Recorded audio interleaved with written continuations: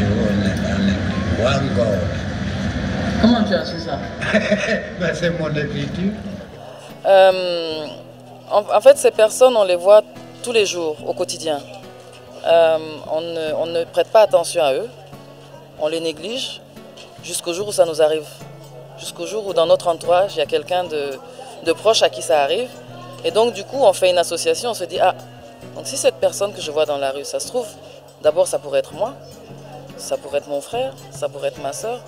Donc d'avoir le courage, d'avoir la patience et surtout la force de faire un film sur ça pendant aussi longtemps, je trouve ça assez noble, et de découvrir tout cet univers, de découvrir comment on le soigne, de découvrir toutes les techniques, qu'elles soient traditionnelles ou qu'elles soient modernes.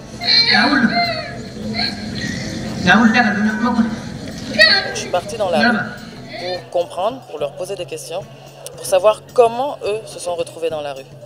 Parce que ça m'était arrivé à quelqu'un de très proche de moi. Et c'est comme ça que j'ai commencé à faire le film. Et ça a changé beaucoup mon regard sur ces personnes.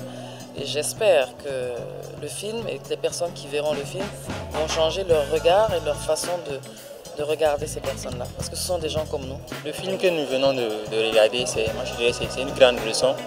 Parce que j'ai commencé à me poser la question au fur et à mesure que le film passait. Est-ce que ceux-là qu'on appelle les fous, là, ce sont réellement des fous? Il y a des fois où j'arrivais avec ma caméra, ils ne voulaient pas que je tourne, je ne tournais pas. Donc on passait l'après-midi à discuter, à échanger. Il y a des fois, ils me disaient, mais tu ne prends pas ta caméra? Je prenais ma caméra, je tournais. Je faisais vraiment le film à leur rythme. Et comme au départ, je leur ai expliqué, j'ai dit, je ne veux pas faire un film sur vous ou sur la maladie. Je voudrais qu'on fasse un film ensemble sur le thème de la maladie mentale et quelles solutions il peut y avoir.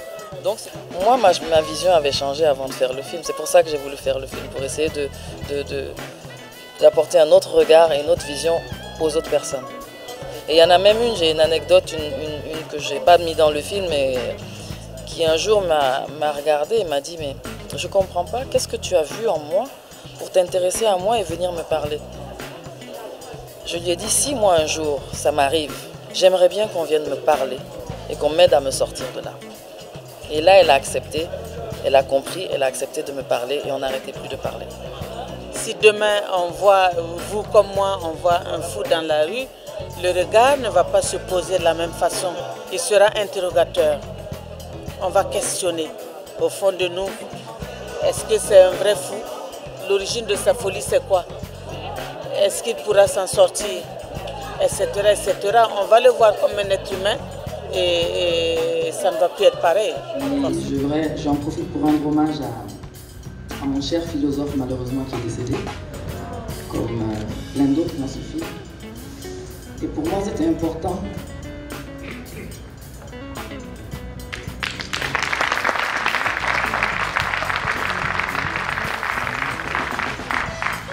Vous êtes venu ici, alors vous avez écouté, vous avez entendu, vous avez vu ce que vous êtes venu pour voir.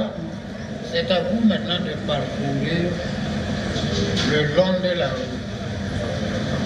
Là où vous êtes fatigué, vous vous reposerez et vous reviendrez.